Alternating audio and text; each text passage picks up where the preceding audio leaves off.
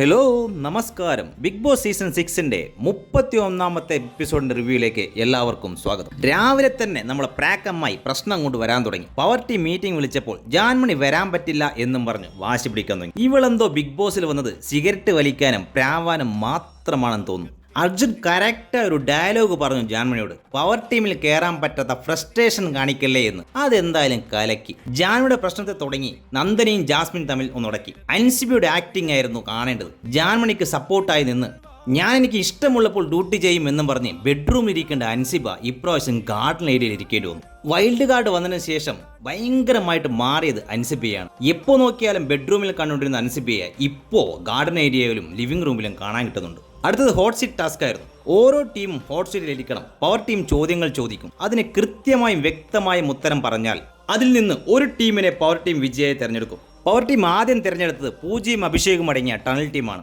ആദ്യം ചോദിച്ച ചോദ്യം ടണൽ ടീമിൽ ആരാണ് കോർഡിനേറ്റർ ഇല്ലാത്തതെന്നാണ്. അതിനുത്തരമായി എല്ലാവരും ജാൻമണിയാണ് പറഞ്ഞത്. പവർ ടീമിൽ നിൽക്കാൻ യോഗ്യതയില്ലാത്ത വ്യക്തി ആരാണെന്ന് ചോദിച്ചപ്പോൾ ശരണ്യ ഗബ്രിയുടെ പേര് പറഞ്ഞു. ചാർജിംഗ് ടാസ്കിൽ നടന്ന കാര്യങ്ങളെക്കുറിച്ചാണ് ശരണ്യ പറഞ്ഞത്. അതിന് ഗബ്രി പറഞ്ഞത് ഇവിടെ ഫീമെയിൽ കാർഡ് എടുക്കാൻ പാടില്ല, ഇവിടെ എല്ലാവരും സമമാണ് എന്നാണ്. ഇവിടെയാണ് പൂജയുടെ ചോദ്യശരങ്ങളും ഗബ്രിയുടെ മേൽ ചൊരിഞ്ഞത്. ഇതിന്റെ ഡീറ്റെയിൽ ആയിട്ടുള്ള കാര്യങ്ങൾ ഞാൻ വേറൊരു വീഡിയോയിൽ ചെയ്യുന്നുണ്ട്. ഗബ്രിയെ ഉത്തരം മുട്ടിച്ചുകൊണ്ട് വളരെ വ്യക്തമായും സ്പഷ്ടമായും പൂജ ഓരോ കാര്യങ്ങളും അവതരിപ്പിച്ചു. ഈ ടാസ്കിൽ എനിക്ക് ഏറ്റവും ഇഷ്ടപ്പെട്ടത് പൂജയാണ്.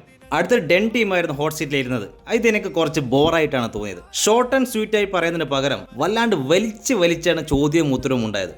ടാസ്ക് തീർന്നതും ജാസ്മിൻ നന്ദനെ കയറി അങ്ങ് ചൊറിഞ്ഞു. നന്ദന ജാസ്മിനെ കയറി അങ്ങ് മാന്തി. നന്ദന പോയിന്റൊക്കെ പറയുന്നുണ്ട്, പക്ഷേ സംസാരത്തിന് വ്യക്തത കുറവുണ്ട്. പക്ഷേ ജാസ്മിൻ ആകെ ചൂളിപ്പോയ നിമിഷങ്ങളായിരുന്നു നമ്മൾ കണ്ടത്. ഇതൊക്കെയാണ് ഇന്നത്തെ എപ്പിസോഡിലെ വിശേഷങ്ങൾ. അടുത്ത വീഡിയോയിൽ നമുക്ക് വീണ്ടും കാണാം. അതുവരേക്കും ഗുഡ് ബൈ.